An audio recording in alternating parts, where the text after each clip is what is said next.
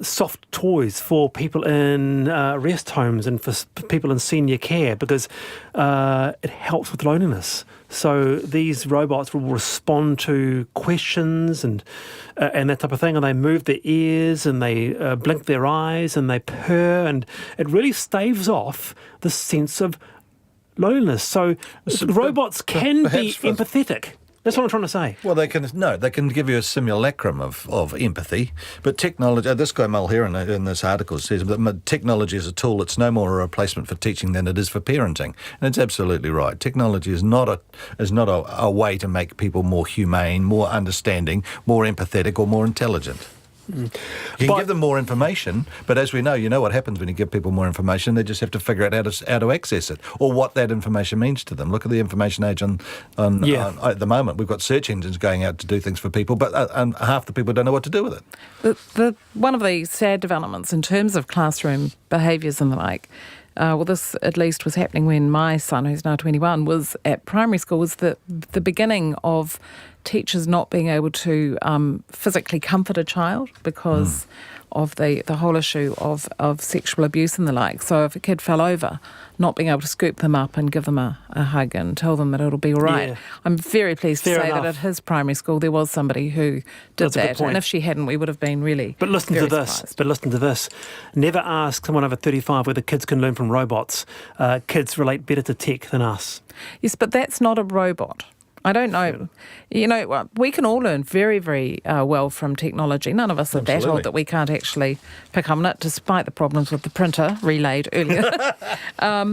So I think that's a slightly different situation. Yeah. Okay, I have the answer. A plethora of texts coming through, responses asking whether it was Jerry Falwell or was it Billy Graham. This is the author. This is the author that fundamentalist Christian. That influenced Donald Trump. And Jerry Falwell was they weren't the people that influenced Donald Trump in terms of reading. The one book that Donald Trump absolutely loved and has raved about is this one.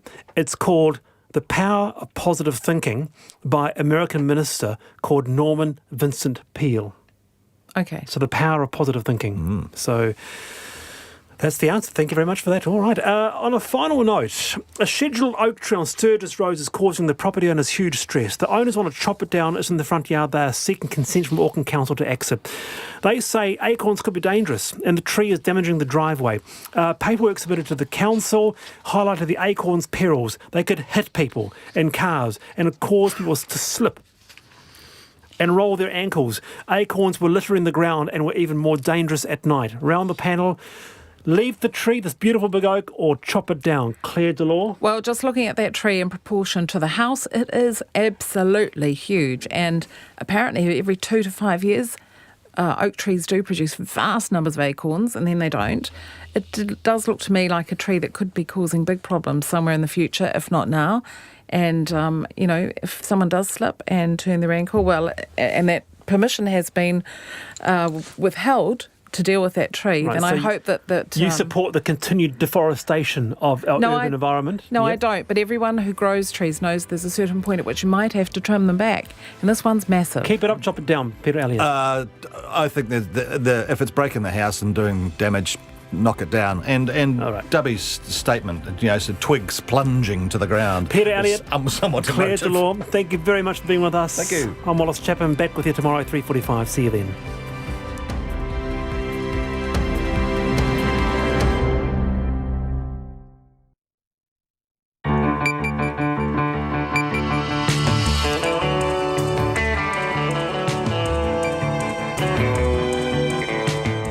Te whakarongo mai koe ki te reo irirangi o Aotearoa. This is Checkpoint on RNZ National. I'm Lisa Owen. E haere ake nei, are we being fleeced at the pumps? The Minister calls for the petrol companies to front up and lower prices as fast as they raise them. Z Energy CEO joins me in the studio live. The Cancer Society reveals primary-aged students are sucking on vapes and they warn parents to shut it down now. Orcs takes The Ring, the Amazon series, that is. And we have a children's commissioner, but do we need a commissioner for the elderly? Manu Whenua reached a decision on Ehu Mato. They want it back. But Winston Peters says the government's not stepping in to help.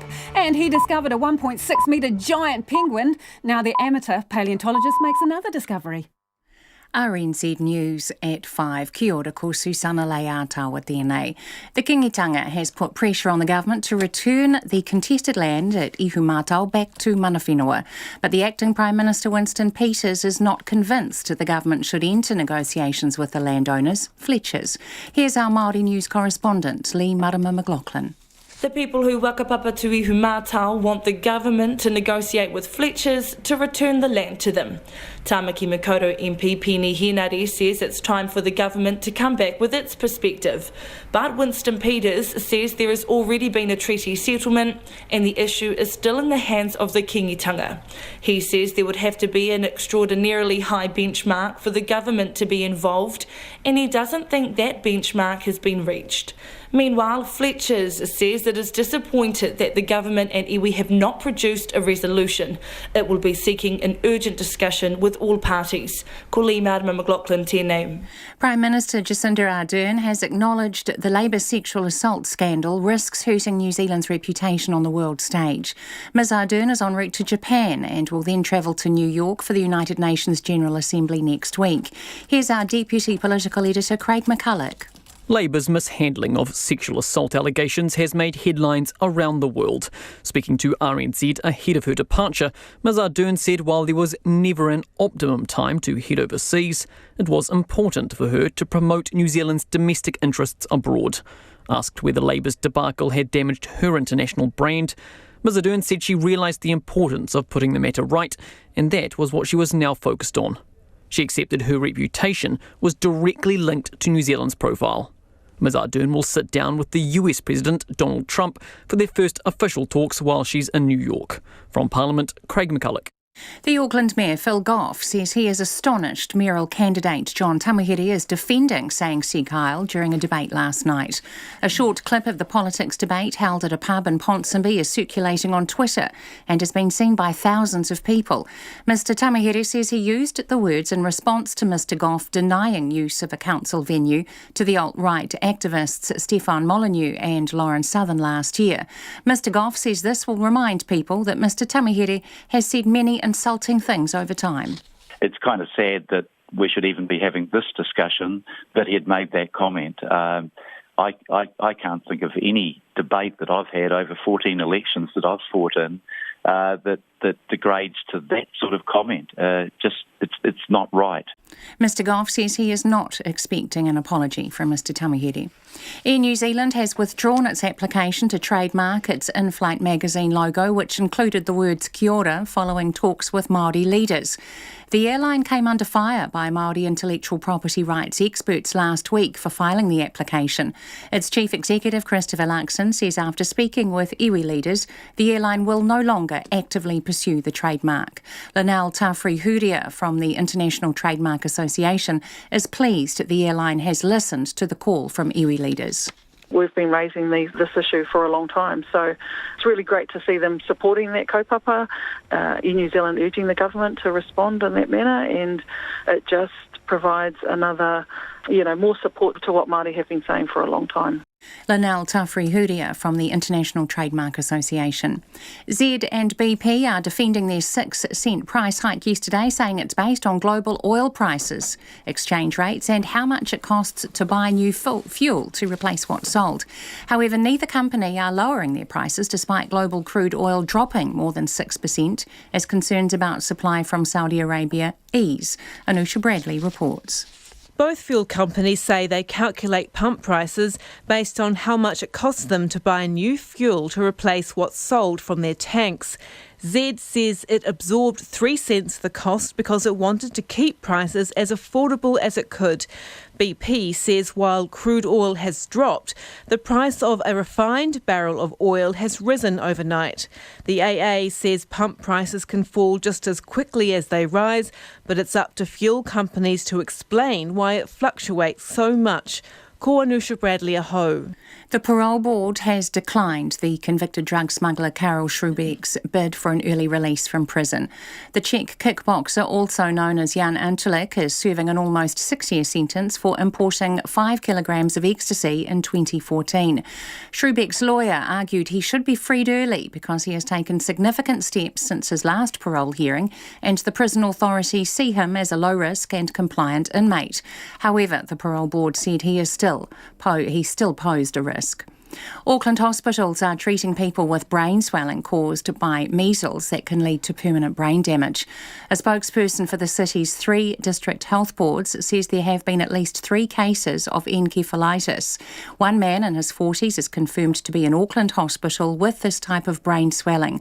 There have now been 1,120 cases of measles this year. It's 5:05. The Warriors player Crystal Rota is calling for a review of the judicial process in the Women's National Rugby League competition. It comes after the season-ending 3-week suspension handed to her Kiwi Ferns teammate Te Wila Fotumoala. It's the first ban handed down in the NRLW, which uses the same penalty system as the 25-round men's NRL. Rota says they need to look at it. It is only a potentially 3-week period that we play this competition, so I thought there should be a bit more leniency around the time frame. So hopefully they do address that and look a bit further into that for the future of this game, because having people ruled out for the whole duration is a bit unfair. Crystal Ruta. The Black Ferns have received a boost in preparation for their 2021 Women's Rugby World Cup in New Zealand. Glenn Moore has been reappointed head coach through until the tournament in a full-time capacity, a first for the Black Ferns. Moore says he can now focus entirely on the team. It's always tough work juggling a full-time job with what's required here as well, and so to be able to have a real focus on this leading into 2021, I think is a massive move forward. Glenn Moore. New Zealand's Jerome Pampalone is through to the quarterfinals of the men's amateur boxing world championships in Russia. He stunned the 3rd seed in the light heavyweight division, winning a unanimous decision. Pampalone will now fight the 6th seed Benjamin Whittaker from England tonight for a place in the medal rounds. That's the news. The worst thing, John, about your proposal, no, let me finish. The people that you would hurt most are the low income. He's telling fibs. The fact of the matter, here's the problem I've got. He pulls numbers out of the sky. Forget the personal attacks. Live mayoral debates on Morning Report. Tomorrow, it's a battle of 2 former Labour cabinet ministers, John Tamaheri and Phil Goff in Auckland. Local issues on Morning Report. Listen and watch it live on rnz.co.nz and other major news websites, Freeview Channel 50 and on Facebook. Then on 9 to noon, Professor Elizabeth Elliott, responsible for Australia's guide to diagnosing fetal alcohol spectrum disorder, on cutting alcohol abuse in pregnancy. And after 10, scholar Damon Salisa calls for greater recognition of Pacific innovators and leaders. Join me, Catherine Ryan, on 9 to noon after Morning Report on RNZ National. Now the short forecast from Met Service to midnight tomorrow. For Northland, showers tonight and tomorrow morning, then clearing. Western areas from Auckland to Wellington, also Coromandel, Bay of Plenty, Central High Country and Wairarapa. Mainly fine, but isolated evening showers from Taumaranui and Taupo northwards. For Gisborne and Hawke's Bay, remaining showers clearing by this evening, then fine weather. Nelson, Marlborough and Canterbury, fine with morning frosts inland tomorrow. Bulla and Westland, fine apart from a few showers near the coast tonight. Otago, Southland and Fiordland, cloudy periods. A few showers in Fiordland and coastal Southland, spreading to Clutha and Dunedin tomorrow evening. Chatham Islands, mostly fine weather. RNZ National, it's 5:08. Thanks, Susanna. This is Checkpoint and I'm Lisa Owen. Z Energy is defending yesterday's 6-cent price hike, saying that's how much it would have cost to replace the fuel in its tanks. Z and BP both increased their prices by 6 cents after drone attacks on Saudi oil facilities at the weekend caused global oil prices to spike. The price of crude oil has since fallen more than 6%, prompting Gull, which kept its prices the same, to accuse its competitors of jumping the gun. So are fuel companies taking advantage of global events to fleece motorists?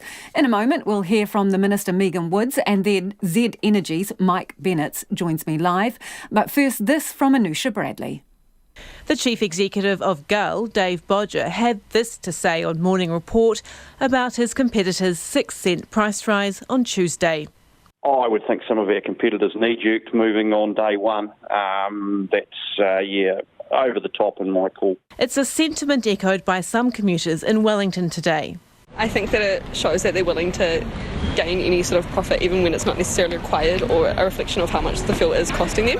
It's going to put a big dent on us. It's already so hard to survive at the moment. And it's not just a daily commute. It's about getting food items across the country, things like that. It's up to them to price it responsibly, and this is actually jumping the gun.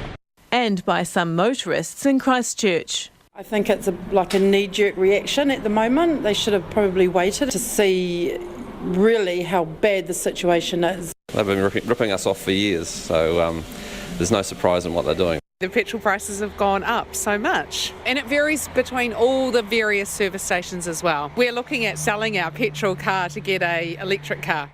So, are fuel companies ripping us off? A fuel analyst at the Automobile Association, Mark Stockdale, says it's a valid question to ask. It was a 6-cent jump, and that's quite a lot in a single day. We're used to seeing 2 or 3 cent increases. So that'll be frustrating for motorists, and they will be thinking that the fuel companies have jumped the gun. He says Z and BP need to explain their actions. It's how the market works, but really only the fuel companies can actually answer why it is that they adjust their prices according to the current commodity price and not the price that they actually paid for the product. So we asked BP and Z to explain their decision. BP sent a statement saying it calculates its price based on how much it costs to buy refined, not crude, oil products today to replenish its tanks. Z disagrees with Gull's view that its price hike was over the top, saying it too uses current cost pricing to determine the price at the pump. Essentially, current cost works on the basis that as fuel is sold, a roughly equal amount is bought at the same time. It's sort of like how a house's value is reflective of the price it would fetch on the market if it was put up for sale today, not how much it costs to originally buy the house. It's typical in the fuel industry. The Commerce Commission says it's not investigating yesterday's spike, as it's up to each fuel company to respond to changes affecting its prices. And its inquiry into competition in our retail fuel market is a separate matter to global events and their impact on prices. Neither BP or Z have reduced their prices from yesterday. For Checkpoint, Anusha Bradley. The Energy Minister says she expects petrol prices to come down as quickly as they went up after Saudi Arabia revealed that damage to its production facilities isn't as bad as first thought. As you heard there, BP and Z Energy increased prices for 91 octane by about 6 cents a litre. As at 5 o'clock tonight, Z and BP's prices hadn't moved downwards. Gull hasn't raised its prices since the drone attacks and says the reaction of the other companies is over the top. I asked the Minister, Megan Woods, whether she thought the companies that raised prices so quickly were fleecing motorists. Well, what we've seen is some of New Zealand petrol companies that have put up their petrol prices immediately in response to what's happening in Saudi Arabia. We've had other petrol companies that haven't. But, of course, the other news that has happened in the last few hours, of course, the Saudis have announced that they're going to get their production facilities restored earlier than some analysts were expecting. So what we'll be looking for now, I guess, is for those petrol companies that put their prices up very quickly to see if they bring them down as quickly now. We're seeing international oil prices coming down. Yeah, that's the thing. When Radio New Zealand went out yesterday in the CBD in Wellington, we found a couple of petrol stations that were barely 2 kilometres apart, and one was charging $2.41 a litre for 91 compared to the other one, which was $2.08. How can they justify such a wide gap? Well, of course, there's a very separate process than what we've seen happen over the last few days in terms of Saudi Arabia, and that's the Commerce Commission's investigation into retail fuel pricing, and is looking at exactly those kind of questions. What are the things that are driving our retail prices?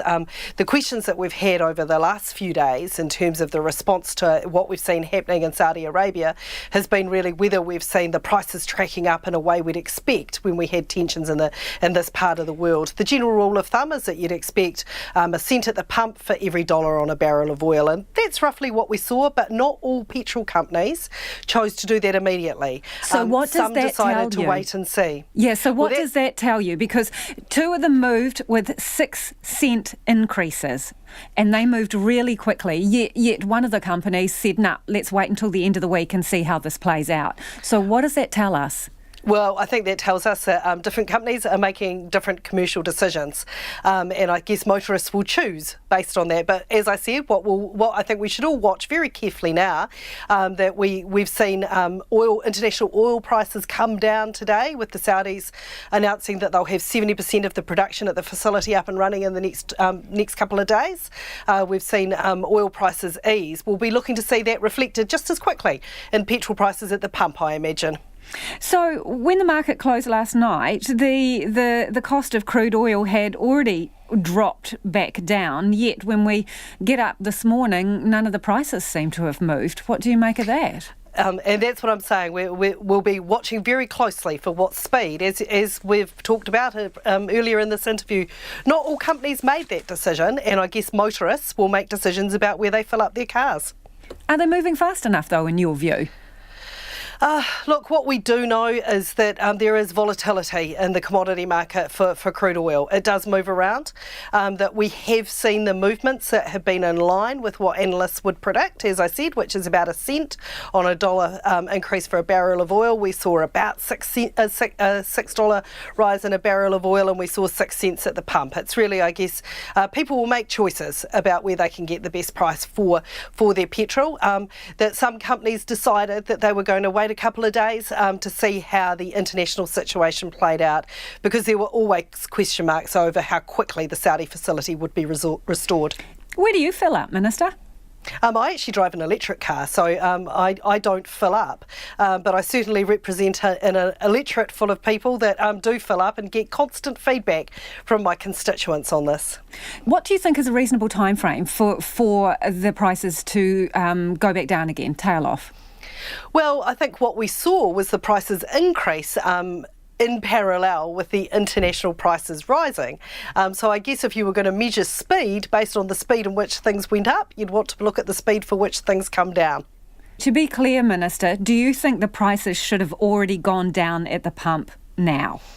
Oh, look, I think they are coming down. I would want to see that passed on to motorists, yes.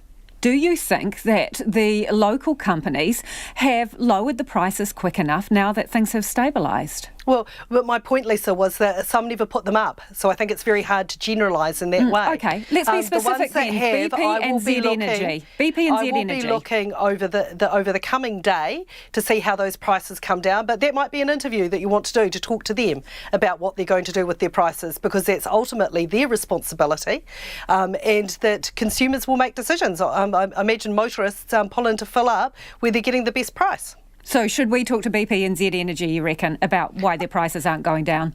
What I'm saying in terms of the timings around that they'll have the answers around that. And that was the Minister, Megan Woods. It is about 18 minutes after 5, and joining us now, live from our Wellington studio, is the CEO of Z Energy, Mike Bennetts.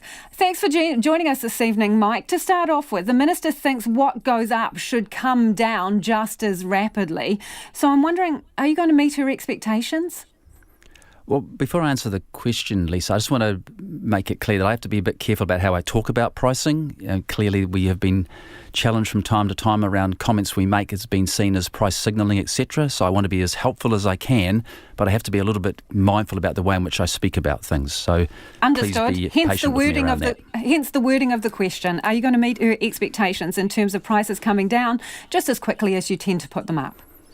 So I think what we do is we try to find the right balance between being competitive in the marketplace, giving good value to our customers, and generating a return for our shareholders.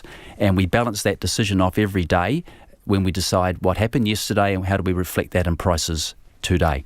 What has been lost in, I think, in the debate or the discussion around the spike that happened in international prices on Monday is we probably, to be honest with you, would have been putting a price increase through anyway because of what had happened in the markets for the week or two prior to that.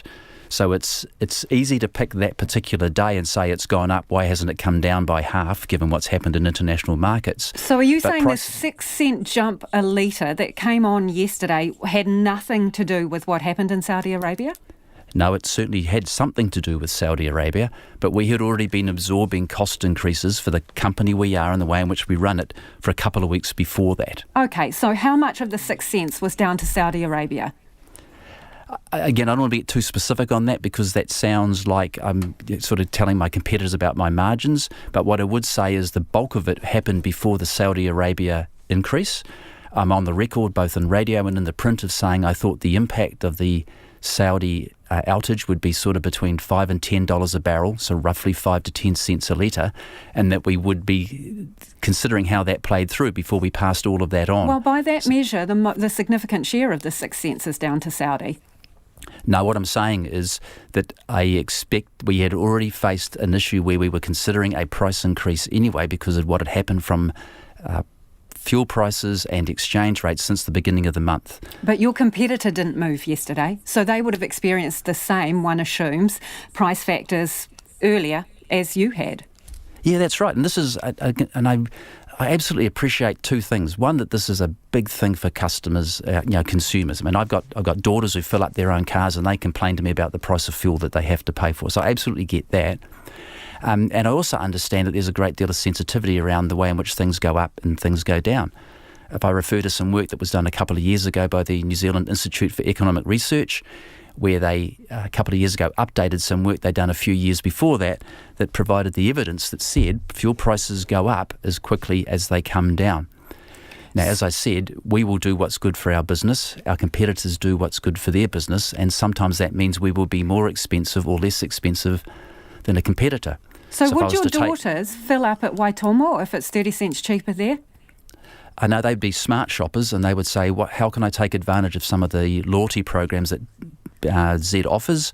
How could I earn air points or Flybuys points, and how could I access a fuel discount, which is a standard always on sort of 6 cents a litre, and sometimes it can be as much as 10 or even higher than that, depending whether we're having a promotional day or not. But not 33 cents. No, I'm not sure where you get the 33 cents from, sorry. In terms of the difference, yeah. Yeah, in terms of the difference. Because we did a quick scout around yesterday, and two stations within about 2 kilometres of each other had about that difference, and one of them was yours, and it was charging the higher amount, significantly higher amount. So I'm wondering, how can there be such a canyon between prices? Yeah, so each company will decide to do what's best for them. We operate under a current cost provision, as your earlier segment talked about. We have higher operating costs because we offer services and provisions for customers that a competitor like Waitomo don't, and that's, I think, is great because then consumers can have a choice. If I was to give you an example, we turned one of our Z service stations in the South Island into what we call unmanned, so very much like the Waitomo situation. We did that because we thought that was the way to be competitive in that market. And we've actually lost a significant amount of volume or business from that particular service station. And we've had customers come in and say, wow, I'm really annoyed. I might be able to access cheaper fuel, but actually I can't pump up my tyres, or there's no one there to help me when I need it, or I'd like to buy something from your convenience store and now you've closed it. So that's one of the reasons why the price difference is there, is because it's very, very much a lower cost operation to run a facility that's only focused on fuel without a canopy and with no staff costs. I get that. I just want to go back to the price movement yesterday. You say some is due to other triggers that happened earlier, some is down to Saudi. Even with only a component of it being tied back to Saudi Arabia, I'm wondering why the price moved so quickly when that petrol that you were selling yesterday would have been, in the tanks for how many days? How long ago would you have purchased that? It's in there for about 3 months, to be honest with you. By the time we buy crude, we process it, etc. Now, what we do is, to the best of my knowledge, every deregulated market in the world, and there are very few regulated markets, but every deregulated market in the world pretty much operates on what we in the industry would call replacement cost, or the current cost, as your previous segment talked about. And one of the reasons that we do that is that when people, customers and stakeholders see a headline on the news that talks about a price change for crude, up or down, they tend to associate that with what their expectations would be the next day.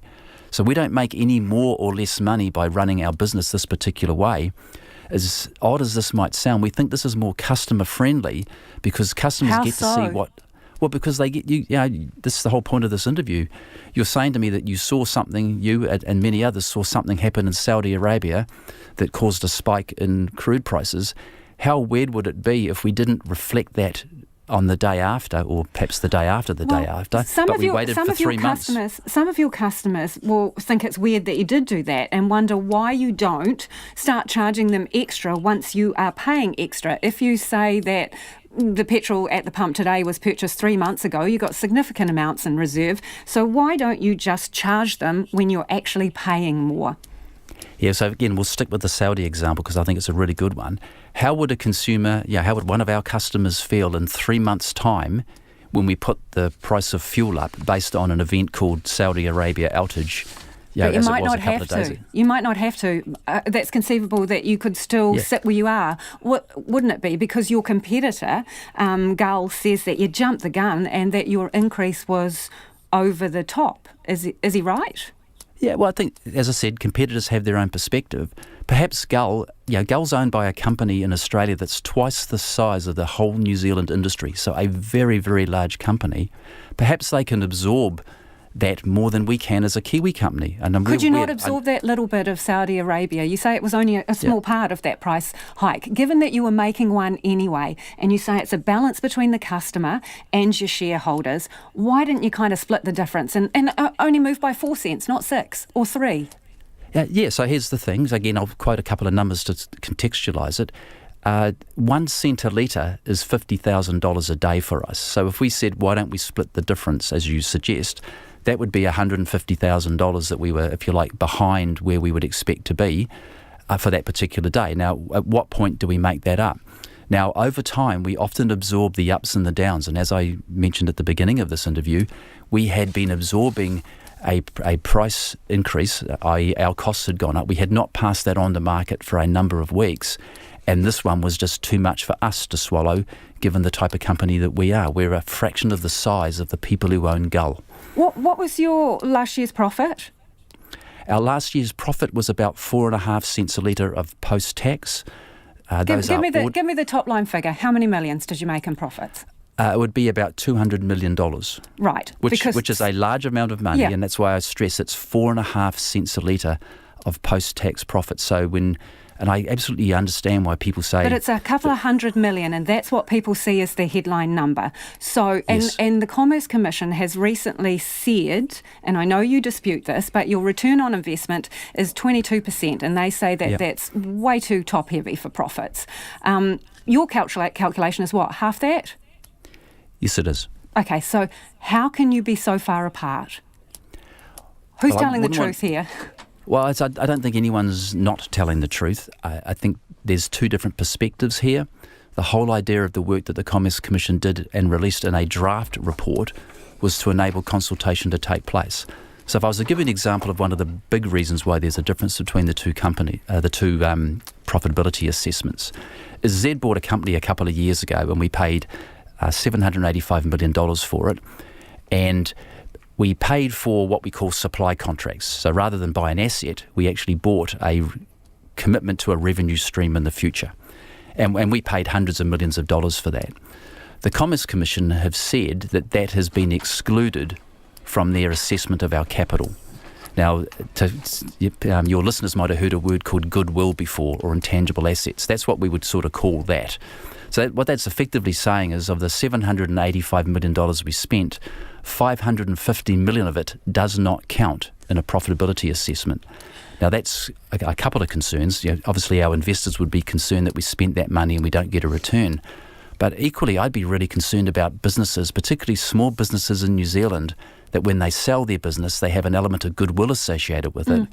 That someone like the Commerce Commission is saying that whatever you pay for that goodwill, any business should not get a return on that amount of money. The thing that listeners, people who are driving home in their cars now, will remember is the $200 million. They see that you're making a tidy profit and they're asking you to give them a bit of a break. So what's your message to them? right now? I'd give a couple of messages. That's why I think it's important to talk about this in terms of cents per litre. If we gave them a break and said, tell you what, let's halve our profits, that 4.5 cents would be split in two. So you're talking sort of 2 to 3 cents that would be available to the customer. Secondly, at that level of profitability, we would not be earning a sufficient return for us to invest in maintaining our assets. And equally in the issues that we have around climate change today, and I particularly note what's on your website, that how are we going to fund the transition to a low carbon future if we're barely able to cover the costs or invest in the assets around fossil fuels? Z has always been very, very clear that we're committed to reducing New Zealand's reliance on fossil fuels. We want to reduce the carbon intensity of the products that we sell, and we want to be able to be sufficiently profitable, not excessively profitable, but sufficiently profitable that we can afford to do that. A number of people, we get a lot of texts on this show, and they think that you are being excessively profitable. Yeah. I can absolutely understand that when you look at the price you pay at the pump and it's your $2. Profits. Yeah, again, let's contextualise it, Lisa. 4.5 cents a litre. If we were to halve that profit, we would be uneconomic and the consumer would be better off by 2 to 3 cents a litre. So what, they should just suck it up? No, they shouldn't. I'd just be saying to all customers, they should shop around. There's so much diversity of competition today compared to 10 years ago when I came into this particular company. Now, there's a lot more choices for customers.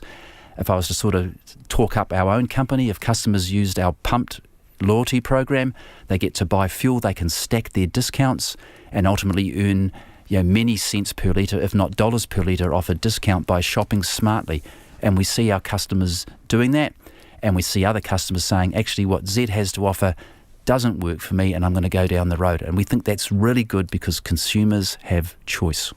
Okay, so when your customers wake up tomorrow morning, is it likely that the price on the pump will have changed?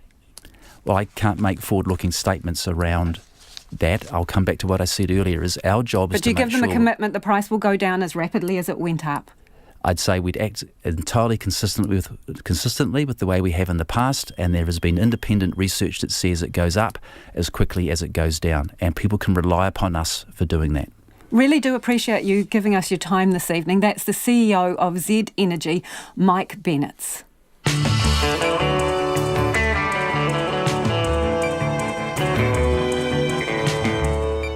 And coming up on Checkpoint on RNZ National, we have a children's commissioner, but do we need a commissioner to look after our elderly?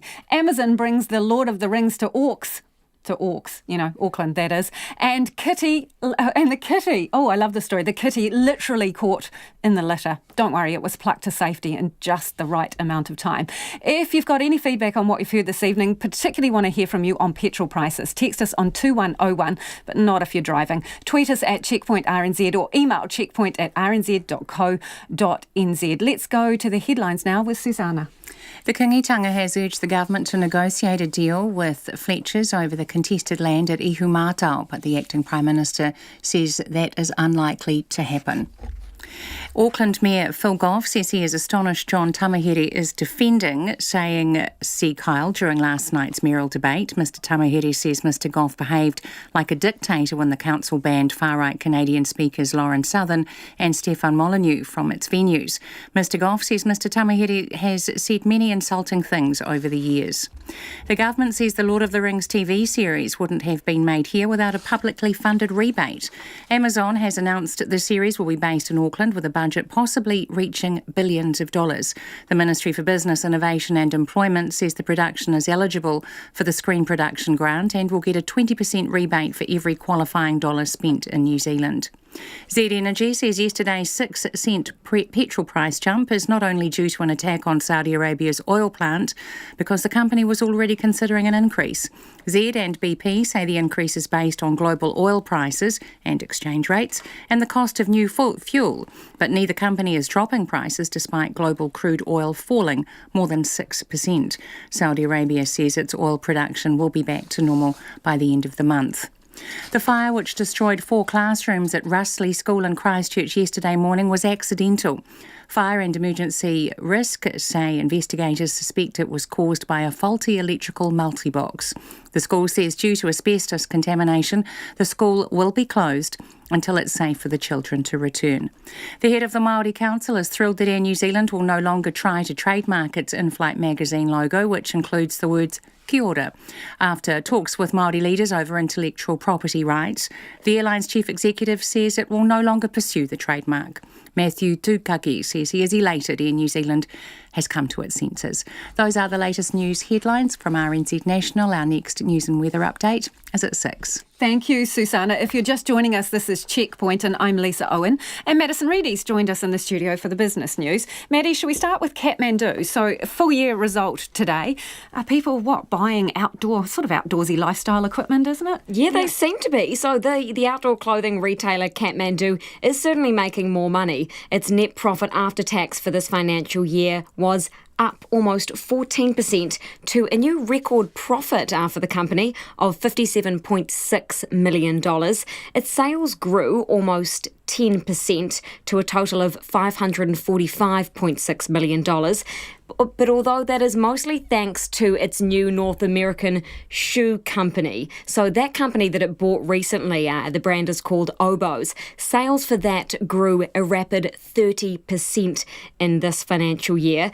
Now, when we come closer to home, its sales in Australia were slightly better. They were up by about 4.5%, but in New Zealand they were down. So locally they were down by 3%. And the company says that the market here in New Zealand is quite tough. They are also blaming the mild winter, so fewer people in our neck of the woods were buying thermals and puffer jackets in the year, which contributed to its sales being lower here. Although the company is still going to open a number of new stores in New Zealand, so it is still quite confident about the market here. It is pretty pleased with its growth, but does say that it's going to keep a lid on costs.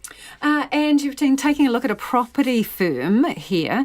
They're looking to raise some money. What for? Yeah, this is the country's biggest listed property investor. It's called Goodman Property Trust. Now, it's looking to raise up to $175 million on the NZX, the local share market. Now, the majority of that, it's offering $150 million of that to institutional, which are experienced investors, and then the rest of that $15 million to just small-time share market investors.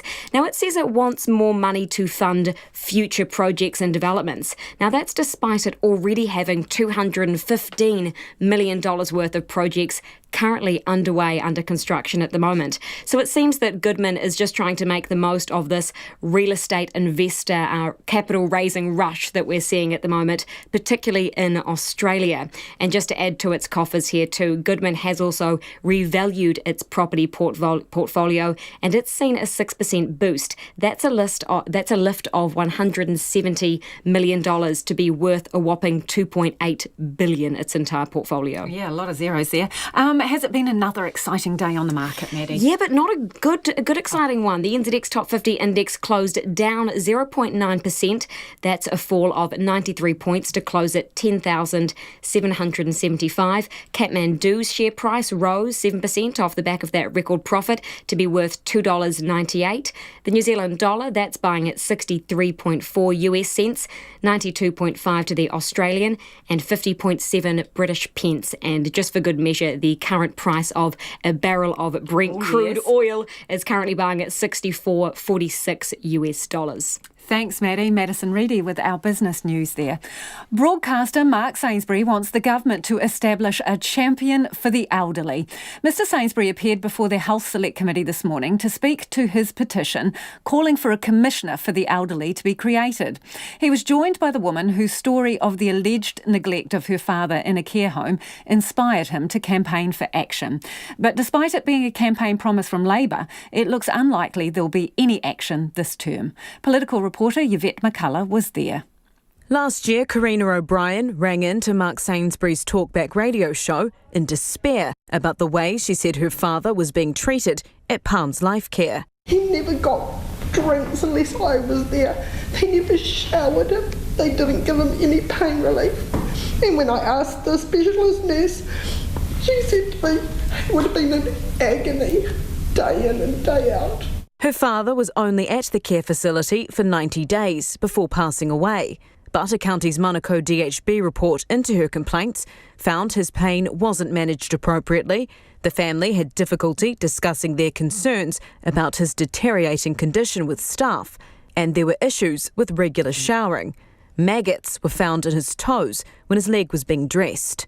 Mr Sainsbury says the story was horrifying to hear, as was the response it evoked. And for me, what was most disturbing was people ringing in who were just genuinely terrified. Bizarre saying, we do not have any family, we do not have someone like Karina arguing our cause.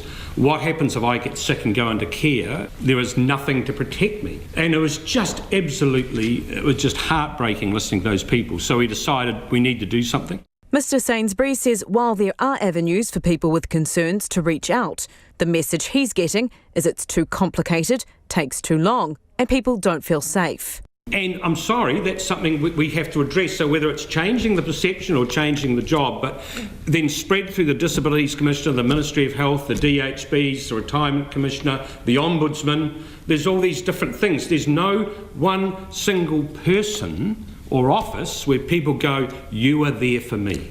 Ms O'Brien says as well as complaining to the DHB, she took her concerns to the Health and Disability Commissioner. Then I got an electronic acknowledgement of it, and then Dad's been passed away 18 months now. In the last month I got an email. Email basically said, hey, we've investigated, you've got a case, we're now going to investigate.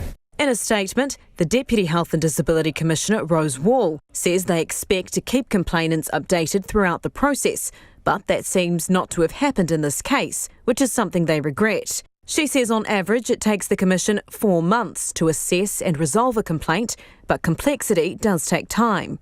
Ms Wall says aged care complaints consistently make up 5% of complaints they receive. In opposition, Health Minister David Clark pledged to introduce an aged care commissioner if elected, promising that it would be provided for in their first budget. Today, he deferred questions on the issue to the Associate Minister. Look, that's something that really sits in Minister Salisa's area as the health lead on the aged care sector. I know she's reviewing a lot of the settings in that area at the moment. Ms Salisa is overseas and unavailable for comment. But New Zealand First MP and Seniors Minister Tracy Martin says she wants to see a Seniors Commissioner with the same monitoring and advocacy powers as the Children's Commissioner. They're a large part of our population, they're going to get larger, and I don't think at this stage that we have an independent advocate. Away from government, there is somebody keeping government honest and pushing them on the issues that are important to this group of New Zealanders. Ms Martin says she's not sure where Labour and the Greens stand, but this is a piece of policy work her party is looking at. However, that wouldn't be in place before next year's election. From Parliament for Checkpoint, Yvette McCullough.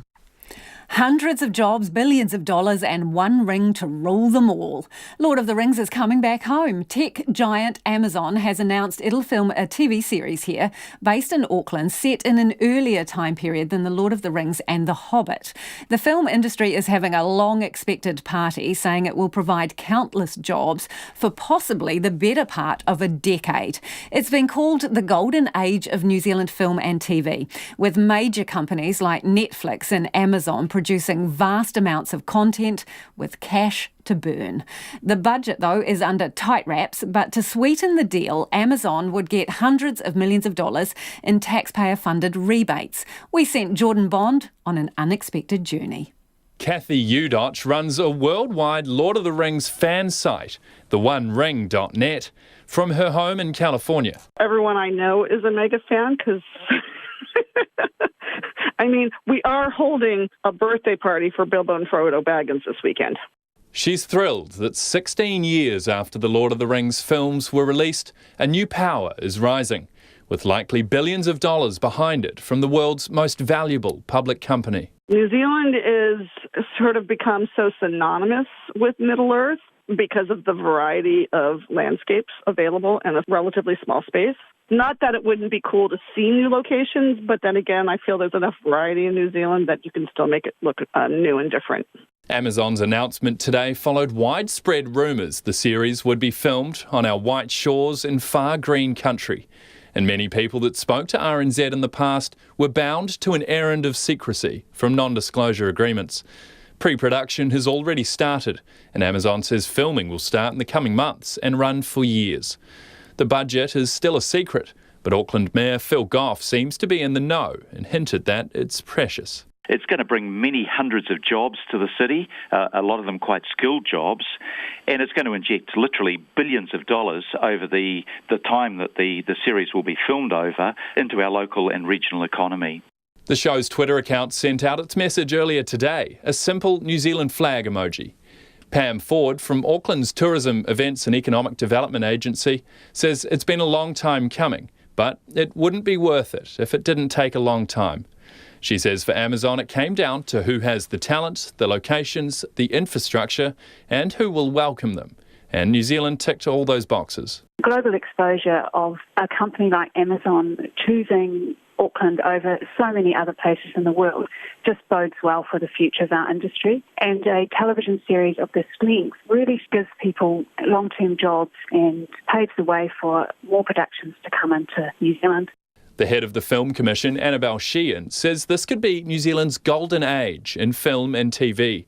She thinks even before the announcement, the Commission may have broken its record for busiest film period late last year. There is a massive global appetite for content. It's peak production worldwide, and so it's really important to be part of that journey, part of that story, and people understand what can be done here. The Business Ministry, MB, says Amazon's production is eligible for the Screen Production Grant. That means for every qualifying dollar spent in New Zealand, Amazon will get a 20-cent rebate and possibly 25. If $1 billion of the right type of spending happens here, that'll be at least a couple of $100 million. Economic Development Minister Phil Twyford says it's money well spent. What we know is that without this production screen grant, we simply wouldn't have this industry in New Zealand. It's a highly global and competitive industry. And Kathy Udoch has offered her advice for the writers carrying on the story. Be creative, but don't lose sight of Tolkien's spirit. I think that's the only way that they keep the fandom. It's perfect timing for an extra special Hobbit Day this Sunday, celebrating Bilbo and Frodo Baggins' birthday. Amazon wouldn't comment any more today, but speculation will run wild in the global fan base before the show's as-yet unannounced release date. Mo te hōtaka o te ahi nei, ko Jordan Bond, tēnei. And it's 9 minutes away from 6. I'm Lisa Owen and you're with Checkpoint on RNZ National. Getting a lot of feedback from you all on petrol. Do keep it coming. You can text us on 2101. You can tweet us at Checkpoint RNZ or email checkpoint@rnz.co.nz. Is there enough competition in your part of the country? Let me know about that. The pressure is back on the government to sort out the Ehumātao land dispute, with the Māori King and mana whenua today clear and united in their hope to see the land returned. Kingi Tuheitia has urged the government to negotiate with Fletchers to give the South Auckland land back to the people he says are its rightful owners. But the acting Prime Minister has signalled there would have to be a very high threshold for them to get involved, and he's not convinced the situation warrants it. Our Māori News correspondent Lee Mara McLaughlin has the latest.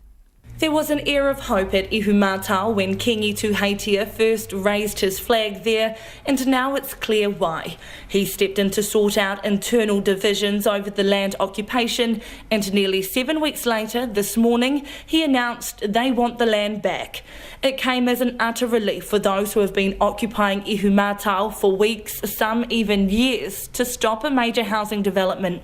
Makaurau Marae representative Kiani Matatasepu spoke to media this afternoon. From the outset, we have said the development needs to be stopped and the whenua must be returned. And so to have this consensus and to have that supported by the kingitanga movement is the best outcome for us that we could have sought from this process. The move is a bit of a U-turn for the Māori King. Back in July, when the protest ramped up at Ehumātao, Kingi Tuheitia said he backed the housing development.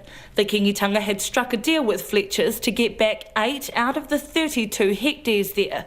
But spokesperson Rahui Papa says holding talks with mana whenua changed things. Throughout the stages, the King took the pulse of the people, had a bit of a listen to the wants and the needs, and this is about returning the land for the mana whenua to make the determination on what happens to the land. Since the beginning, the strict position of the occupiers has been no housing development. Now they're saying they're just happy to get the land returned. Mr Papa says there are wānau who want houses there so they can live on their whenua, and nothing is off the table. It still could be housing, it still could be heritage, it still could be a number of options, but we needed to take some time for the mana whenua to consult with all of the whānau to come up with the best way forward. The government stepped back from the dispute and let the kingitanga do its thing. Now the ball is back in the government's court, with even more pressure on it than before. The kingitanga has specifically urged it to negotiate with Fletchers to return the land, but it can no longer be given back through treaty settlement, and the government won't want to set a precedent by buying back privately owned land for Māori. Tāmaki Makaurau MP Penny Henare says it's time for everyone to sit around the table. From here on out, it's really now the mahi starts in terms of the government perspective. But the acting Prime Minister, Winston Peters, had other ideas. He said there has already been a treaty settlement and the issue is still in the hands of the kingitanga, not the government. There would have to be one extraordinary high benchmark for the government to be involved, and hitherto we do not see that benchmark. In a statement, Fletcher Building says it agreed to put construction on hold to allow time for discussions between the government and iwi to take place, and it is disappointed that they have not produced a resolution. Fletchers will be seeking an urgent discussion with all parties. For Checkpoint, I'm Lee Marama McLaughlin. And just before Lee Marama's piece there, I told you it was 9 minutes to 6. It wasn't. It's actually 9 minutes to 6 now. So if you thought you were running late, you're all good. The Prime Minister, Jacinda Ardern, is defending her decision to leave New Zealand while the Labour Party is still dealing with the mishandling of sexual assault allegations. Ms Ardern is in Japan this week for a long scheduled trip in which she'll meet her counterpart Shinzo Abe and attend the All Blacks' first Rugby World Cup match against South Africa on Saturday. She then goes on to New York for the United Nations General Assembly for several days of high-profile speeches and meetings, including an official sit-down with US President Donald Trump. Earlier this week, our deputy political editor sat down with Ms Ardern and asked her whether now was a good time to be leaving the country. I don't think actually there's ever really an optimum time to be away, but I learnt very early on that that's the case. But our domestic interests also need to be promoted internationally, particularly our trade and investment interests. Japan will be the first opportunity I've had since the signing of the CPTPP to visit, and this is a particularly critical time for our exporters. We've seen an increase in particular markets where we've seen those tariff reductions, but that poses a really important opportunity for me to promote that even further. Also our tourism offering alongside the massive campaign Tourism New Zealand are running, and the investment opportunities in New Zealand. It's not a great look though, is it, to be leaving behind what's going on here with Labour to basically be going to the Rugby World Cup? I'm going over to promote our tourism, our export and our investment opportunities, and what will be the first summit I've had with Abe within Japan. That is a really important opportunity for New Zealand. My job is, yes, to be the leader of the Labour Party, and I've set and trained all of the processes that we need going forward in that regard, but I'm also in the role of promoting New Zealand's interests, our domestic interests abroad, and that's a very, very important role that I do not take lightly and that I must continue with. Has your international brand been damaged by Labour's handling of the allegations? Ultimately, my job is to make sure that I follow through on the incident that's occurred in New Zealand and apply the values that every New Zealander would expect. Has it affected your international brand? I mean, there have been headlines all around the world. Obviously, this is something that I need to deal with, and I am. It is important to New Zealand's reputation, though, as well as in so much as your brand is tied to our profile. And that's why I need to put it right, and that's absolutely been my focus. Last time you were at the UN, you talked about Me Too becoming We Too. Is that message still credible? Yeah, in fact, I absolutely stand by that. You know, if you can have something like this happen in the Labour Party, that just demonstrates what work needs to be done. My job as the leader of the Labour Party is to acknowledge that and to address it. Jacinda Ardern is expected to use her visit to New York to take stock of the Christchurch call, a commitment by countries and tech companies to combat terrorist content online. Facebook announced a raft of planned changes this morning, including an initiative directing Kiwis to anti-hate groups if they search for white supremacy content. Ms Ardern is pushing back against suggestions from the opposition that the Christchurch call is a talk fest or PR exercise, and says the tech companies are committed to change.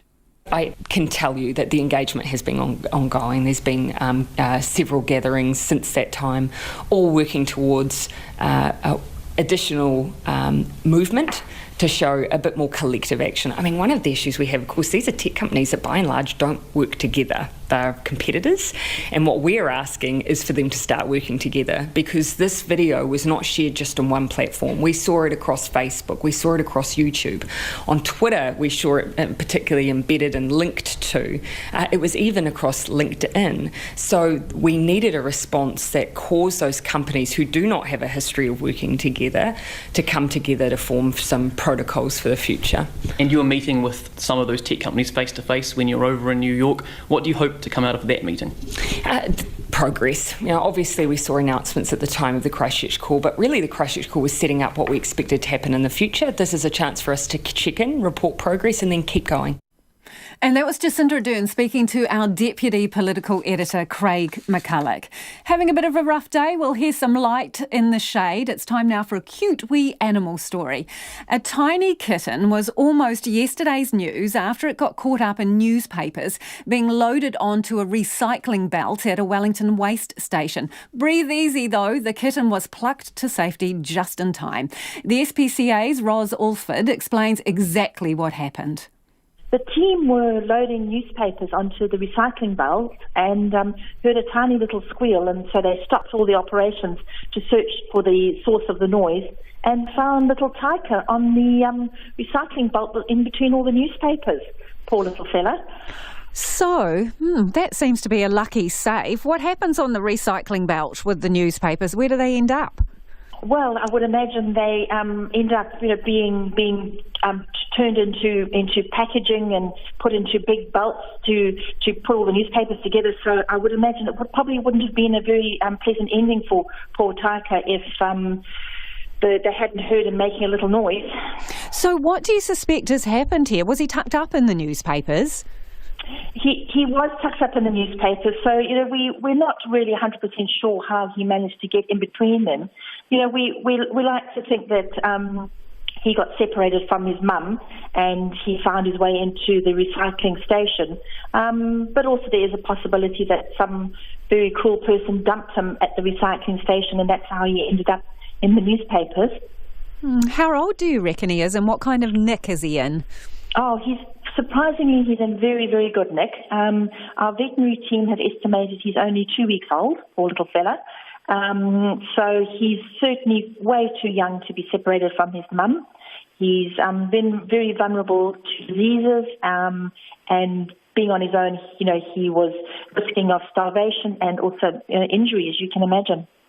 So how's he being looked after now? So little Taika is now with one of our foster families. He is being bottle fed 2 hourly, as is expected of a little kitten his age. And once he's big enough, he will be desexed and popped up for adoption to find a new loving family. So I bet the people working at the recycle plant were kind of pleasantly surprised, because he's as cute as a button, isn't he? Oh, he is as cute as a button, and they were very, very surprised. And fortunately, they were onto it as quickly as they could, and they brought him into us, and we took him immediately into our care. So they were very, very good in being very jacked up and bringing him into us. Who will take him in the long run? Are you looking for someone to take him, or has that already been sorted? Well, he'll stay with his foster family until he's big enough to be desexed. So he will be desexed once he weighs just on a kg, and then he will go into our normal adoption process. So once he's in the adoption process, we will be seeking a new family for him. Hey, how much do you reckon he weighs at the moment, Ross? Oh, he's a wee little fella, so he's only just 500 grams at the minute, so he's a tiny little fella. So he needs a little bit of fattening up before he's big enough to go through the system. So probably another 4 to 5 weeks yet before he's big enough to be desexed. And Ros, did you get a little cat cuddle? Have you kind of met him firsthand? I have. That's one of my privileges, is to meet all these little guys that come in, and he is a sweet little fella, bright as a button. He is certainly one very, very lucky little fella, and this is, again, another shocking story of survival that we've seen, and we are just exceptionally grateful for the team at the recycling station that helped him now on his road to recovery. And if you want to check out cute little Taika, who weighs the same as a block of butter or a couple of blocks of chocolate we've been discussing, he'll go up on our website. A lot of you getting in touch about the petrol prices, and someone has sent us a picture that shows a BP down in Wellington CBD, and they're saying that the price board where they display the per litre prices has been switched off. What could that mean? They're raising questions about whether they're trying to actually hide the price they're charging people. Others have got in touch about the interview we did with Mike Bennett from Z. This person said, Z makes a killing when people walk in the door. Bizarrely, they now offer pump payment, which means I don't need to enter the door and thus are immune to coffee and pies. Ruben's got in touch to say, oh, please, a 30 cent litre difference versus a few flyby points. Get real. I refuse to shop at Z, BP and Mobil. I use Waitomo and Gull and save huge amounts of money every time. Someone else has got in touch to say, hey, it's a private business. Fuel companies are private businesses. Why shouldn't they try to make maximum profits? Consumers have choices. And they go on to say, funny how there are calls for government intervention and it doesn't qualify as nanny state. RNZ News at 6. Ngā mihi nui ko Susana Leata with DNA. The National Party is demanding the government immediately rule out negotiating with Fletchers over the ownership of Ihu Mātao. The Māori King has called for the disputed land to be returned to mana whenua. Nationals leader Simon Bridges says Fletchers legally owns the land and should be allowed to get on and build houses on it. He says reopening the iwi settlement would set a concerning precedent. What certainly iwi leaders are telling me is it will run the risk of reopening full and final treaty settlements. So I think what's important is the government immediately rules out the call from the kingitanga here to start negotiating with Fletchers over the land at Ihu Mātao. Simon Bridges says the Prime Minister should never have got involved in the dispute in the first place. Auckland mayoral candidate John Tamihere has likened his rival Phil Goff to one of history's worst dictators. Mr Tamihere says there is an analogy between current mayor and German Nazi leader Adolf Hitler, while defending his own use of the Nazi salute Sieg Heil during a debate last night with Mr Goff. A short clip of the debate circulating on Twitter has been seen by thousands of people, including former Prime Minister Helen Clark, who called it appalling. Mr Tamihere says Mr Goff behaved like a dictator when Auckland Council banned controversial Canadian speakers Lauren Southern and Stefan Molyneux from its venues earlier this year. Because Hitler was a terrible person that was a dictator and wanted to determine who could speak, when they could speak and what they could say. Very simple analogy. In a debate. Okay, so when you're in the debate, in the heat of a debate, that's what happens.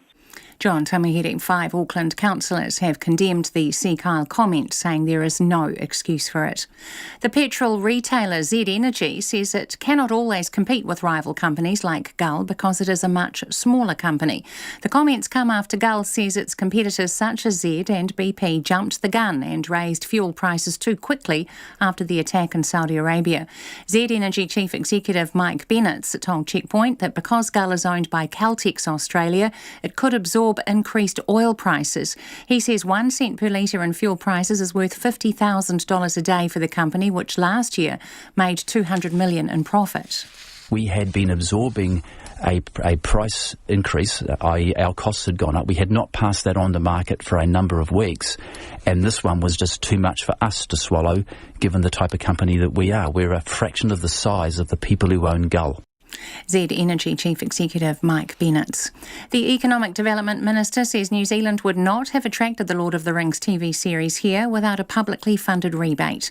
Tech giant Amazon has announced it'll film a TV series here based in Auckland, possibly with a budget in the billions of dollars. For every qualifying dollar spent in New Zealand, Amazon will get a 20-cent rebate. That means if Amazon spent $1 billion in New Zealand, it would get a couple of $100 million back. Economic Development Minister Phil Twyford says it's money well spent. What we know is that without this production screen grant, we simply wouldn't have this industry in New Zealand. It's a highly global and competitive industry. Phil Twyford. Auckland hospitals are treating people with brain swelling caused by measles that can lead to permanent brain damage. The city's 3 district health boards confirm there have been at least 3 cases of encephalitis. Amy Williams reports. One man in his 40s is confirmed to be in Auckland hospital with brain swelling. The DHB's measles management team is not releasing details about his condition for privacy reasons. They say this is not the first case of encephalitis they've treated during this outbreak. 1 hospitalisation from encephalitis is expected for every 1,000 measles cases.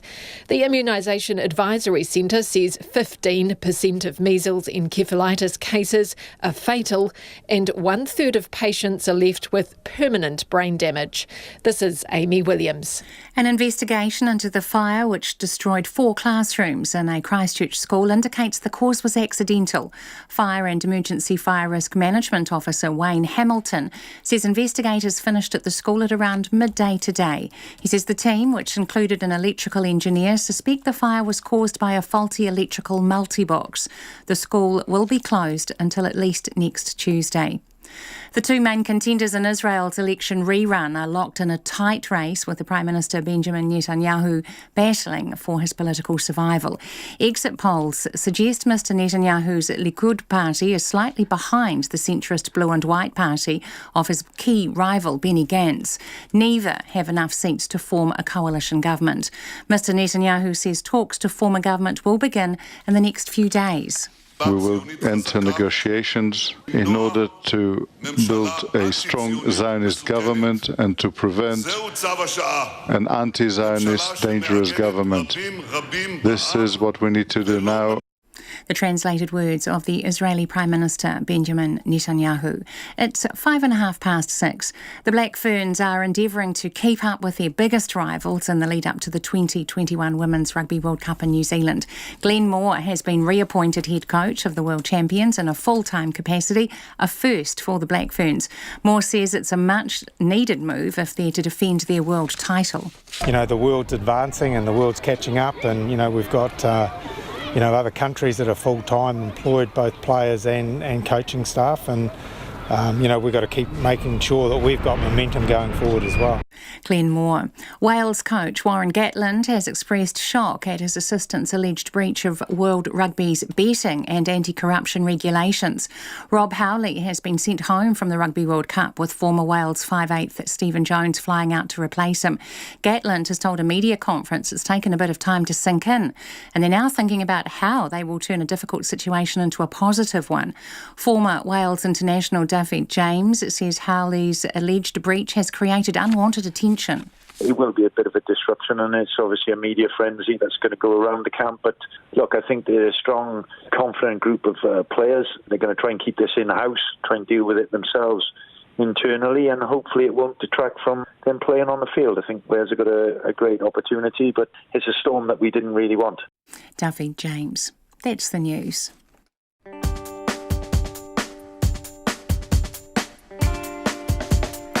Tonight on Nights, we're talking earworms, the musical kind, with psychologist Dr. Tim Byron from the University of Wollongong. Window on the World takes us racing down the steep streets of Medellin alongside the Motorcycle Boys of Colombia. And as it's Wednesday, we'll be delving into the archive of Ngā Paonga for a wee audio gem for our midweek quiz. Join me, Emile Donovan, in for Brian Crump tonight from 7 on RNZ National. Now the short forecast from Met Service to midnight tomorrow. Northland showers tonight and tomorrow morning, then clearing. Western areas from Auckland to Wellington, also Coromandel, Bay of Plenty, Central High Country and Wairarapa. Mainly fine, but isolated evening showers from Taumaranui and Taupo northwards. For Gisborne and Hawke's Bay, remaining showers clearing tonight, then fine weather. Nelson, Marlborough and Canterbury fine with morning frosts inland tomorrow. Bulla and Westland fine, apart from a few showers near the coast tonight. Otago, Southland and Fiordland, cloudy periods. A few showers in Fiordland and coastal Southland, spreading to Clutha and Dunedin tomorrow evening. Chatham Islands, mostly fine weather. RNZ National, it's 8 minutes past 6. Thanks, Susanna. If you're just tuning in, this is Checkpoint and I'm Lisa Owen. 1 in 10 primary schools surveyed by the Cancer Society have students who are vaping, even though under 18 shouldn't be able to buy the products. More than 300 schools responded to the questionnaire, with half describing vaping as a problem. One school said it knew of parents buying vapes for their children because they considered them a more healthy option to smoking. The author of the study, Candice Bagnall from the Cancer Society, told me the results were surprising. It was a bit of a shock that primary school kids are vaping, although, you know, the people who responded didn't think that was such a problem. Tell us a bit about that. What level of vaping is there among kids of that age? Well, we don't know. I can tell you that my grandson started getting interested in vaping when he was 10, so I guess that's primary school. And it was very easy for him to find out about it, and he lives online, and he just followed the the advertising and actually did a project on vaping at school when he was at primary school. But he wasn't vaping then; he was just interested. So nearly 1 in 10 of the primary schools that responded to the survey said they're aware of their children vaping. How worrying is that? Well, I think it's worrying. I think it's worrying, but I don't think it's surprising, because young children are very attracted to flavourings and colourings and the whole technology, and it's all there online in front of them. So, yeah, if Charlie, my grandson, is any example, they will be very drawn to this whole technology. How are they getting this stuff, though? Because legally they can't purchase it themselves. They're under the age of 18. So how are they getting access, do you think? Well, I think it's pretty easy for kids to get access to stuff online. My grandson told me that you just go into a shop, you get a Prezi card, you then go online and you sometimes get asked how old you are, but often not, and you just go through the online purchasing process and it gets sent to you. Is there any suggestion that parents are purchasing it for young children? One of the respondents to our survey did say that she was aware of parents buying it for their children as a healthier option. So teenage children you're talking about here? I'm pretty confident that's teenage children. Well, a couple of things. So what do you think is driving kids to vaping, younger kids?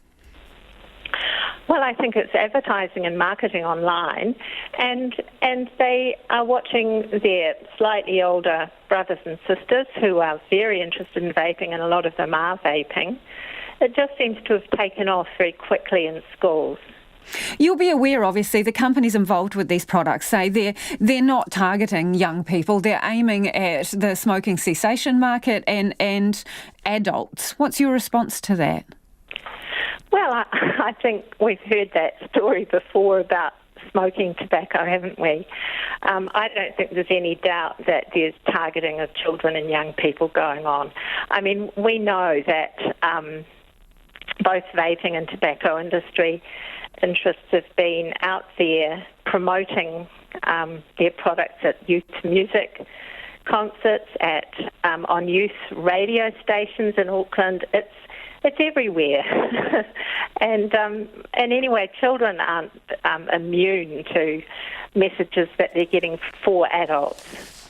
So when you say that at least one parent or one school responded that parents see it as a safe product, what would you say about that? Because there is conflicting views around this. I think that's a really important point. I think there's been a lot of coverage of this 95% safer than tobacco figure, which is really not a scientific number at all. I think it was agreed by a group of researchers at a conference, but it's got a lot of traction. So there's a widespread belief that definitely that it's safer than smoked tobacco, and it is safer than smoked tobacco, but smoked tobacco is very dangerous. We know it kills half the people who use it. So that message, I think, it's very easy for people to hear, and especially children and young people, that the product's safe. They don't distinguish between relatively safe and safe. They just think, oh, it's harmless and it's fun. So what would your message be to the parent of a primary age school child who is vaping? Put a stop to it. These things aren't toys. They're very addictive. A lot of them have got nicotine in. And, just don't treat it like a toy. Are schools at primary level, are they worried about it? They don't seem to be seeing it as a problem at the moment. But should they be? Well, I think they should, yeah. Well, what can they do about it, really? What they can do is do their best to stop it becoming a trend, because kids do love it. They do love the whole sort of being naughty and smoking, vaping in the toilets and all that sort of stuff. It's all part of the risk-taking that you see in young people. They need to put a stop to it. And Bell Block residents in local hapu say they are stoked that the new Plymouth District Council is to be prosecuted over a massive discharge of raw sewage into the Mangati stream in January. More than 1.5 million litres of human effluent, or the equivalent of half the volume of an Olympic-sized swimming pool, was spilled into the stream, an environmental disaster. And the council only went public with it after RNZ inquiries. Our Taranaki Whanganui reporter Robin Martin has more. During the spill on the weekend of the 21st and 22nd of January, about a kilometre of the Mangati stream ran white and dozens of fish and eels were killed. Now the Taranaki Regional Council says it has initiated legal action against a number of parties for the major discharge of sewage from a district council pump station. For Pukitapu and Ngāti Tāwhiri Kura Hapu member Glenn Skipper, prosecutions can't come soon enough. I'm happy that it's come to a head. There has been just a continuous bi-monthly kind of issues happening with the pump station at Mangati. It shouldn't require this kind of action, but if it does, and we're going to get some movement finally, yeah, I'm all for it. Mr. Skipper says there's no point in having a sewage carousel, the envy of other cities, if the system for getting the waste there isn't up to the job. It's an affront at the end of the day. There is no way, in the modern world that we live in now in 2019, that we should be using our waterways, that we use our waterways at all to get rid of waste, or that it's acceptable for anything to go in there that isn't just rain coming in off the land. Kim Soman's son Luke came home on that Sunday in January in tears because there were so many dead eels in the stream. So we got in the car the next morning on the way to school and went to have a look, and indeed there was a lot of dead things around. There was definitely lots of dead fish and dead eels, and just the colour of the stream. You could tell without even getting close to it there was something wrong with it. The colour was off and it was just horrible. Immediately after the spill, the council erected warning signs at Mangati Beach, informed Hapu and the regional council, but it did not issue a media release or use the news pages of its website or its social media channels to alert the public to the scale of the problem. The Mayor, Neil Holdham, initially told RNZ the council had followed policy, but later apologised and admitted that given the scale of the environmental disaster, it should have been more proactive. Ms Soman says the lack of information from the council put people's health at risk. I just think at the very outset, whoever was responsible should have done something about it. It shouldn't have taken children and residents to identify it and then start asking questions. Whoever was responsible, they knew what had happened, and they should have, made it right in the first place, in the very first instance. So just having signs there wasn't enough. There needed to be publicity, proper big-scale publicity. Yeah, absolutely. And to actually go, look, we got it wrong and we're really sorry that we've done this, because, they killed a lot of our wildlife. The New Plymouth Mayor Neil Holdham, who was not available for an interview today, said in an email that the city is investing more than $600 million in water infrastructure. Our engineering team has been tasked with taking a fresh look at the material risks to our infrastructure to reduce the risk of environmental contaminants finding their way into our waterways or the risks of future water outages to ensure we improve our performance every year as our community expects. Mr Holdham says because the matter is before the courts, it would be inappropriate for him to comment further. Meanwhile, Kim Soman says she and Luke are just rapt that someone is being held to account. Well, to be honest, I'm really stoked about it because it's not okay. Like, that's our stream and lots of people play in it and lots of animals live in it, and it's not, it just needs to be looked after. And yeah, no, that's cool. Thank you so much. Okay, like, Luke is just stoked. Like, I just told him now and he's like, oh, that's really cool. So he's thrilled.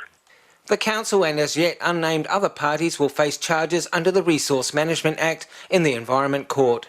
Its chief executive, Craig Stevenson, has experience of the hefty fines the court can hand down. He was in charge at the South Taranaki District Council in 2015 when it was fined $115,000 for its part in the Eltham buttermilk debacle, which stunk out the town for months in 2013. An environmental disaster for which Fonterra also copped a $192,000 penalty. I ngā mutu mo te hōtaka o te ahi ponei, ko Robin Martin tēnei. It's almost 6:20 and you're with Checkpoint on RNZ National. One of the world's oldest bird species has been found in North Canterbury. Bony-toothed birds, an ancient family of huge seafaring birds, were thought to have evolved in the northern hemisphere. But that theory has been upended by the discovery of the family's oldest but smallest member in New Zealand.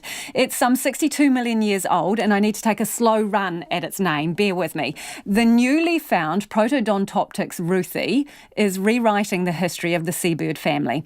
And while the discovery was made last year, it's taken until now for experts to determine exactly what it was. Alicia Foon has more. The ancestor of some of the largest flying birds has been discovered in Waipara, North Canterbury. Called Protodontoptix ruthii, the partial skeleton was found by amateur paleontologist Lee Love. Since 2005, Mr. Love has been uncovering thousands of fossils in Waipara and has been handing them on to the Canterbury Museum for identification. He and his team were also responsible for unearthing the fossil, which turned out to be a 1.6 metre giant penguin found in the same Waipara green sand site. But Mr. Love says this latest discovery is in another league. It was unlike anything I had ever seen before. What was showing were these serrations along the side of a bill. That was the first inkling that we had a bony-toothed bird. It caught everybody by surprise. It just shouldn't have been there. There was no such thing found anywhere else in the world in that age. That's when the excitement really kicked in. Bony-toothed birds were thought to have evolved in the northern hemisphere. But this proves the 62 million-year-old seabird lived in New Zealand soon after the dinosaurs died out. Canterbury Museum curator Dr. Paul Schofield was one of 5 people to identify the fossil and says it would have looked like a regular seabird. The bony-toothed birds are these giant birds that became extinct probably about 3 or 4 million years ago. The discovery of a member of this giant group in New Zealand, and a very ancient one at that, actually suggests that they evolved in the southern hemisphere. And this is also amongst the oldest complete fossil birds anywhere in the world.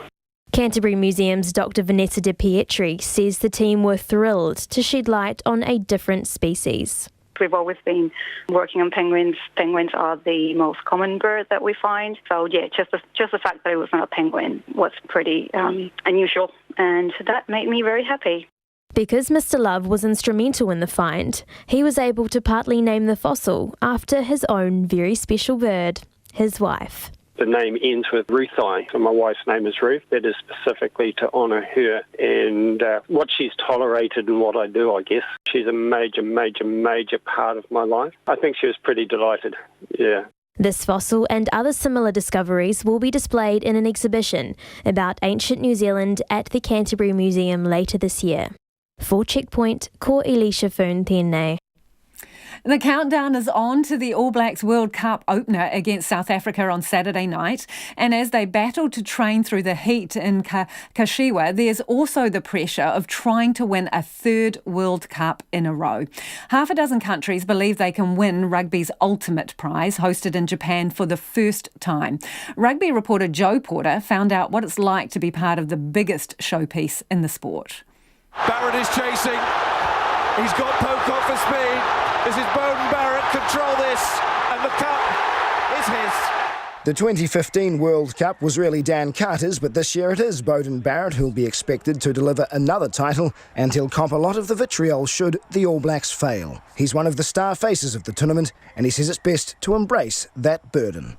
It's probably best to accept that and take it as a compliment and walk towards it. I think if you hide away from it, it can hinder you. I think you just have to embrace it and see it as a privilege and get excited about that challenge. And he says Carter is always just a phone call away. He'd be the perfect guy to talk to if I feel the need to have a chat to him. And the good thing about Desi is he's always there if I need to pick up the phone and have a talk to him. Someone else with plenty of World Cup experience is All Blacks coach Steve Hansen. He's already won 2 William Webb Ellis trophies, but he's more motivated than ever. Probably even more excited about this one. We've got a massive opportunity to do something that's never been done before.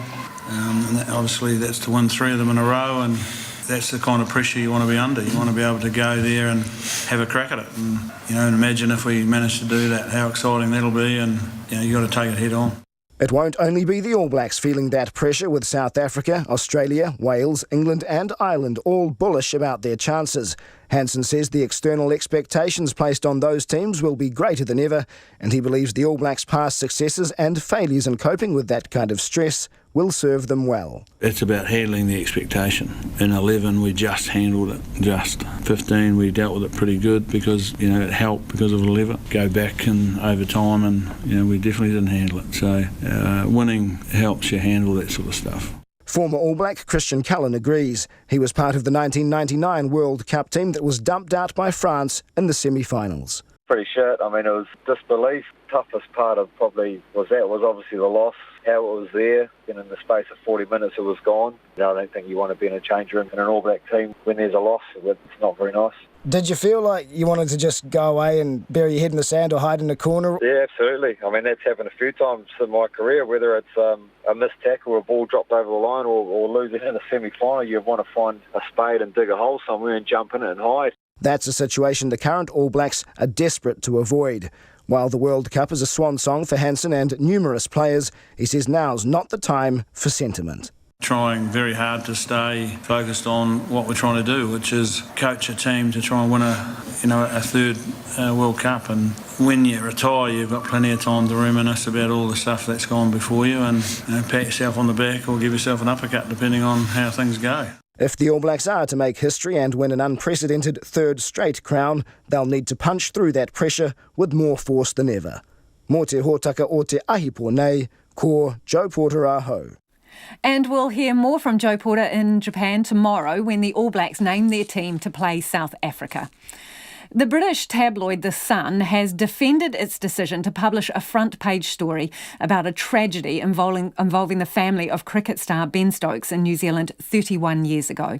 In a statement on Twitter, he's condemned the story as utterly disgusting and the lowest form of journalism. The incident has reopened the debate about the lengths the British tabloids go to get a story.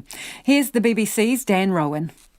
From World Cup winner to Ashes hero, this has been a season to savour for Ben Stokes. But just 2 days after the final test of the summer, English cricket's biggest star finds himself embroiled in a bitter row with the Sun newspaper over what he condemned as an immoral and heartless article about a family tragedy more than 30 years ago, the details of which the BBC has chosen not to repeat. In a statement today, Stokes said it's hard to find words that adequately describe such low and despicable behaviour disguised as journalism. To use my name as an excuse to shatter the privacy and private lives of, in particular, my parents is utterly disgusting. The decision to publish these details has grave and lifelong consequences for my mum in particular. This is the lowest form of journalism. Ben Stokes' heroics here at Headingley this summer, where he produced one of the greatest innings ever seen to win the third Ashes Test, elevated him to the status of national hero. With that, of course, comes interest into every aspect of his life, but he clearly feels that this story has gone way beyond what's acceptable.